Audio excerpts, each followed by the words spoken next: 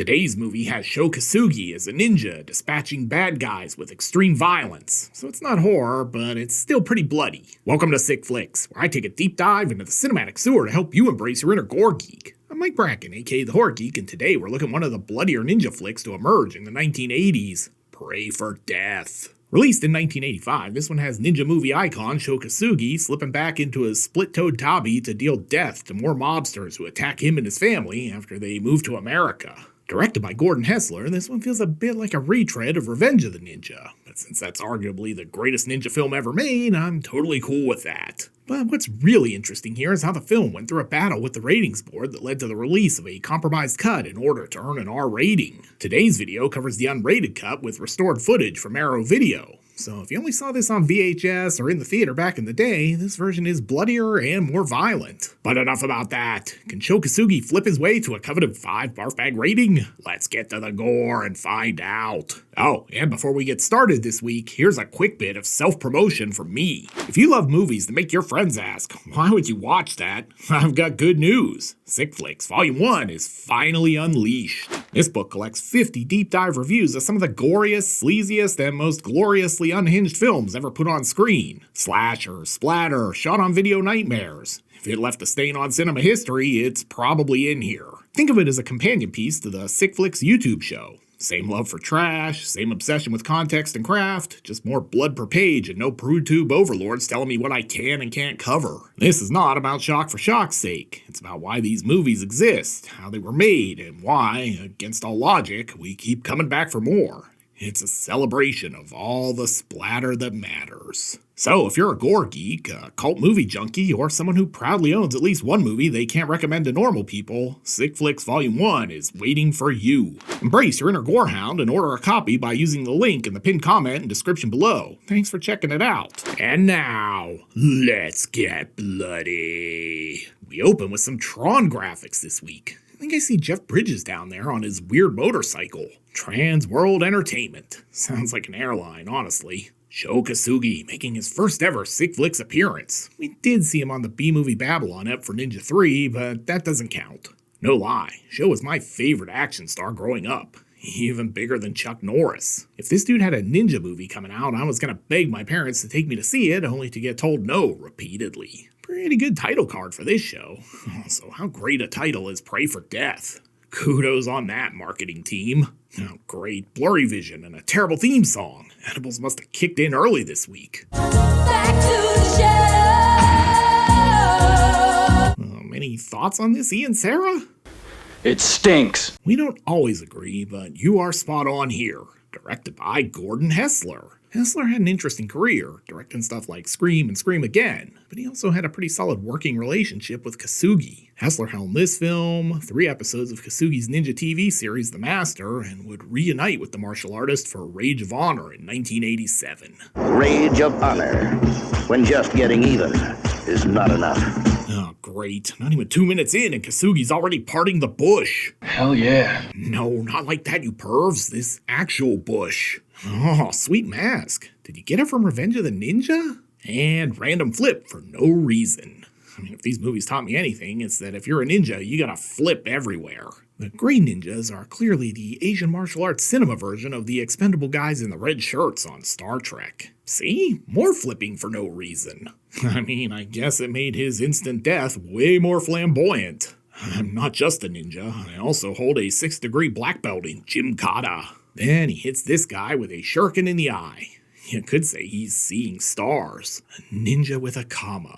Or as I like to call them, a comma chameleon. You kids even remember Culture Club? Christ, I'm old. Here, catch. Probably should have used his hands and not his abdomen, but maybe that's just a ninja thing. Pointless flipping. Get your very own Sho Kosugi for 5 easy payments of $19.99. He slices, he dices, he even purees. Better than a fruit ninja. Wait, he's fighting the mask guy already? This is gonna be a short movie. I still like to think that if you go to Japan, there's a better than 75% chance that a random ninja battle will just break out at any moment. Oh, these dailies are great show. Could use some more pointless flips though. Nepotism is alive and well, as these are Kosugi's real-life kids. Sho Kosugi reveals his new line of ninja formal wear. Perfect for when you have to kill someone in the cubicle farm at the office and vanish back to accounting.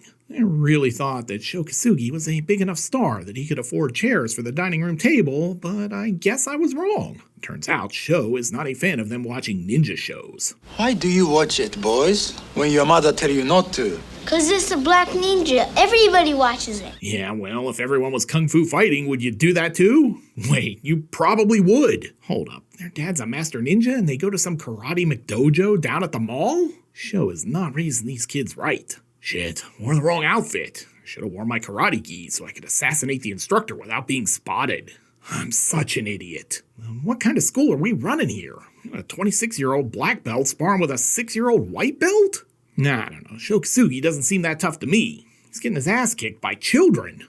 Increase our allowance or we'll gut you like a fish. Afterwards, Sho's thinking some deep thoughts. What's more silent but deadly? Me or a discreet fart?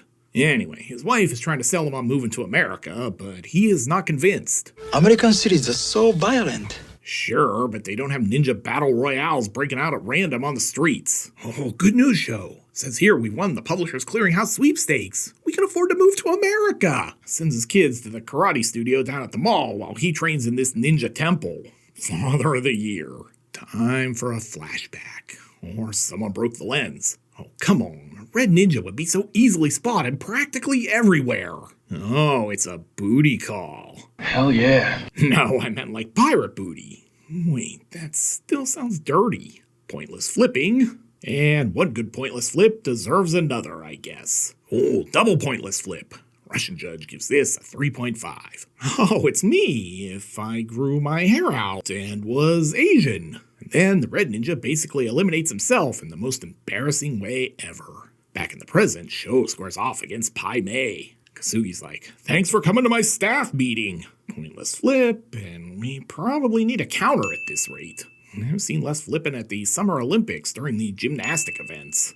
And Shang Tsung wins. Here, take this sword. You suck with that staff. Every time I see this guy, I think, that's a dude with a sweet van with ninjas fighting dragons painted on the sides and a bunch of giant bongs in the back. Well, that or he was Master Splinter before he became a rat. Hey, you mind if I take this cheap ninja helmet? Could probably sell it to some dumb American and finance my new life. Tell him it was an ancient samurai headpiece. And we're off to America. And straight to the cemetery. The Japanese really know how to have a good time. Oh, America. Okay, the Yelp review said this place was a 5-star dining establishment. I think they might have paid the reviewers, though. Hey, is that Chief Woodenhead from Creepshow 2? I'm really gonna do the Creepshow movies one of these days. Sho Kosugi's wife could be Laura Gemser's sister. And now I really want an Emmanuel ninja flick. Oh yeah, 2 white guys in sports jackets and a Crown Vic. Definitely cops of some sort. And crooked cops, since they're hiding contraband in Sho's new restaurant. I feel like this is basically the same plot as Revenge of the Ninja so far. Not that I'm complaining. There, no one will ever find my stash of hustlers now. And it's not a trip to America until you stop at the mall. God, I miss the mall. The next day, this guy shows up to get the ill-gotten hustlers. But plot twist. Stuff in here. Oh, fancy car phone. Only $8 a minute with roaming charges, too. Gaudy gold ring, blazer, weird hat. They get this guy from Central Casting down at Gangsters R Us. Anyway, it's time for the old guy to go. He's got some parting advice. A lot of seedy characters around, so watch the kids and lock your doors at night. But at least we aren't overrun by ninjas, so there's that. Speaking of Gangsters R Us, forget about it. Please don't carjack me, mister. I only got 43 more payments on this sweet puke green station wagon. Turns out that's the least of his worries because now he's eating a heaping helping of Pimp Hand. Now he's doling out Pimp Crowbar. That may be the first Pimp Crowbar in show history. I don't know. I'm old. I can't remember anymore. This guy's like he's in that scene from The Simpsons. Stop, he's already dead. So this dude managed to beat him to death with a crowbar, but managed to get 0 blood spatter on him. Sure thing, movie. Yeah, I definitely hope this thing was insured. Now it's off to the mob meeting. Look, guys, we already paid our bribe to the PBA this year. Don't get greedy. Oh, it's veteran character actor Michael Constantine. He was Ryan's dad on Friday the 13th, the series. Alright, time for Karate Kid. And no, not the Ralph Macchio version. It is nice the kids attack one at a time and in an orderly fashion. That makes kicking them in the face way easier. Uh-oh, stranger danger. Sho Kosugi's kid is gonna be on a milk carton. So now the mobsters think Sho has their missing necklace, and they'll only give him his kid back in one of two ways. He gives them the necklace, or he uses his ninja skills and kicks their ass. I wonder which way this is gonna go. But first, he finds this literal dangling plot thread from the crooked cop's coat. Convenient. Boat establishing shot. Sho's rocking his new line of business casual ninja wear. Nice of you to show, Sho. Wait, I haven't told you my safe word. It's okay, we all know it's ninja. So, what do you think of my Hacksaw Jim Duggan cosplay? Oh, he had a little nose hair and some boogers up here. I'll get it. Man, he's carving Sho like he's the Christmas goose. You know, Christmas goose is a common saying, but I have never had goose for Christmas or any other day. All right, a blowtorch. Now we're getting somewhere. What the hell? Oh no, we let the ninja escape into a modestly lit room. We're so screwed. So the good news is Sho and the kid escape, and Limehouse here is convinced Sho doesn't have the missing necklace. The bad news is the boss still thinks he's a loose end. I don't think that's gonna work, because if Ninja 3 taught me anything, it's that only a ninja can kill a ninja.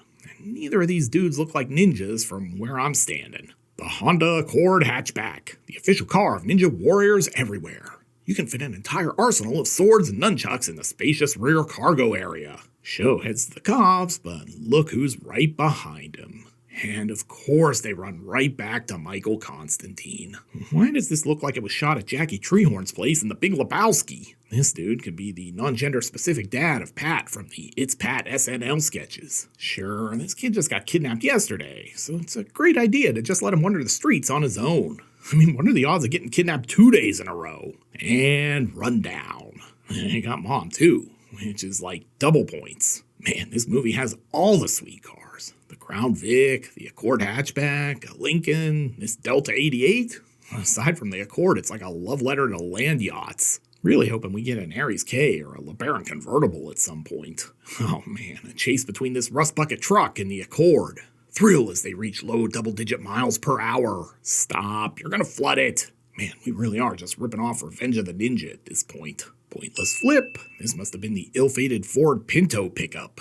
Most of the budget in this thing went to exploding cars, I think. Come on, Kane. You're gonna be late for your Michael Jackson dance class. We should go since you're already dressed for it. From formal wear to business casual to a night in the mosh pit, Sho Kosugi's line of ninja action wear essentials has a fit for every occasion. Get yours at a Sears near you. I wonder if Kosugi ever wanted in on some of that sweet action jeans money Norris was making back in the day. I love thinking about some dude buying those and telling his wife, feel like things might get dicey down at the Olive Garden tonight, so I'm gonna wear these bad boys in case I have to roundhouse anyone in the face. Sho Kosugi is Solid Snake. Damn it, I knew I should have worn my Chuck Norris action suit pants. These dockers are so constricting. Hey, where's Sho? He's practically invisible. Hi, Kiba.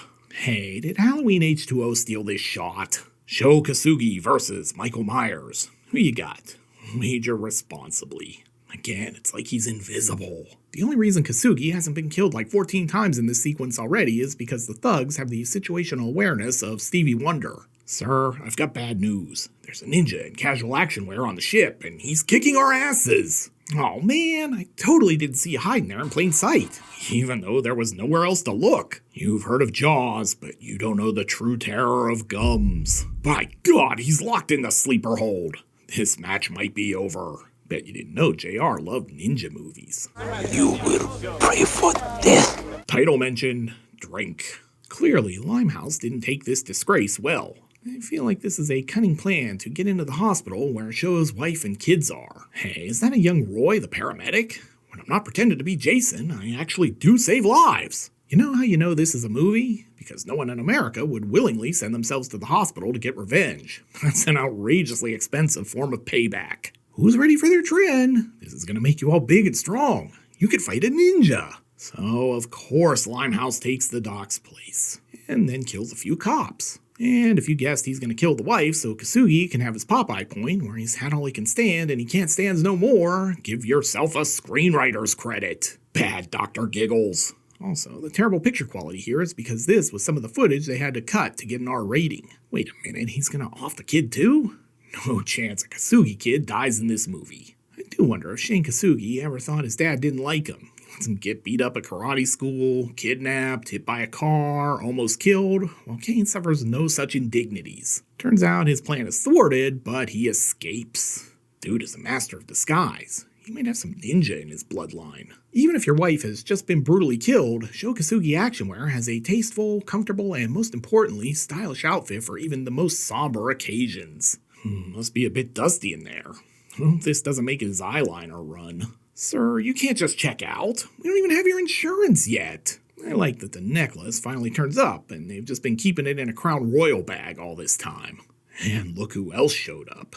He's already killed multiple cops tonight, so what's one more? Oh man, Sho's not in Japan anymore, so he had to make this busted-ass ninja temple out of his kid's paper snowflakes and his wife's collection of Yankee Candle scented candles. He's also got a sweet pearl necklace. Hell yeah. No, I mean these actual pearl-looking things. Oh, it's just like Flashdance. We could even give him a theme song. He's a maniac with a sword. Oh, sure. He's got time to forge a new sword in his back storage area. Great, this thing is back too. Back to the shadow.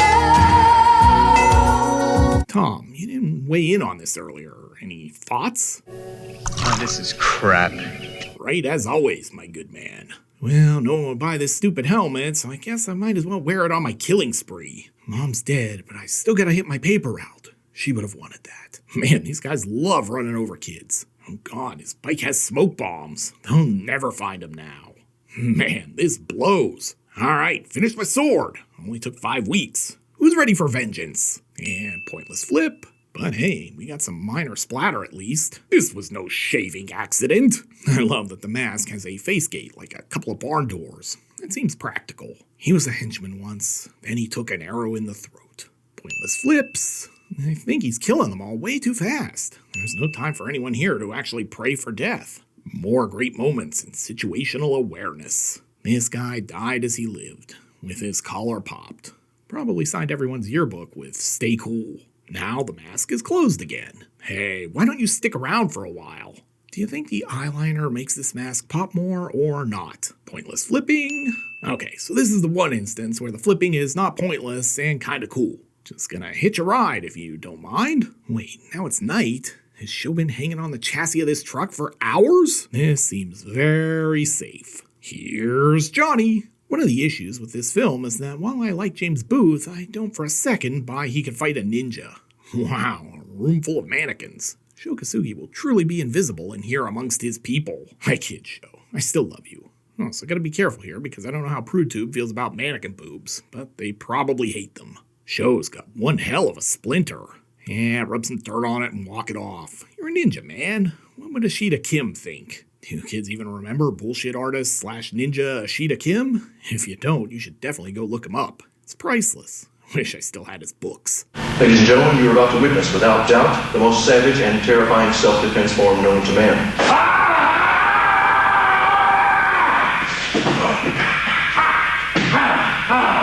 Pointless flipping, but this time in reverse. Oh yeah, Limehouse knew what was up. Wore his best Chuck Norris action jeans to this showdown.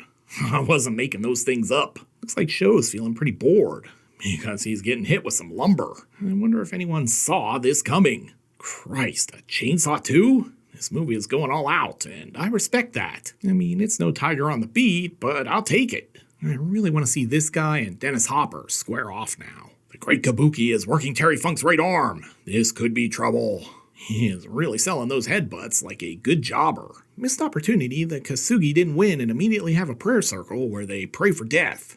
Yeah, looks like Limehouse is about to split. Literally. I feel like this could have been a Three Ninjas origin story. The real lesson here is that we learned we shouldn't pray for death, but instead pray for life, or something. Yeah, that's great, Mr. Kosugi, but you killed like 45 people, and now I gotta arrest you. Them's the breaks. Oh, wait. He's letting him go. You should have been a detective. Detective Ninja. Be right back. I'm calling my agent. Do not steal my idea. Just one more thing. If you run across that ninja, tell him the police department don't want to see him in this area again. Okay? And cue credits. So, what have we learned from Pray for Death? I suppose the key takeaway here is that ninjas do a lot of elaborate gymnastics for no real reason other than they look cool. I can't fault them for that. I've done plenty of dumb shit because it looked cool, and if my fat ass could do flips, I'd flip everywhere too. But enough about that. Can Sho Kosugi slice and dice enough mobsters to earn a coveted 5 barf bag rating? Let's go to the gore card. In terms of gross anatomy, the unrated cut of Pray for Death is solid. We get multiple throwing star deaths, multiple people hit by arrows, a stabbing, multiple sword deaths, giant wooden stakes and legs, and the circular saw finale. This unrated cut isn't an out-and-out gore fest, but there's enough here to give Pray for Death a respectable 3 barf bag rating. This is a sick little flick. Looking for another low-budget movie with plenty of splatter? Then be sure to check out my review of The Suckling. You'll find a link here on the screen. I'll meet you over there. Until next time, I'm Mike Bracken, aka The Horror Geek, bringing you all the splatter that matters.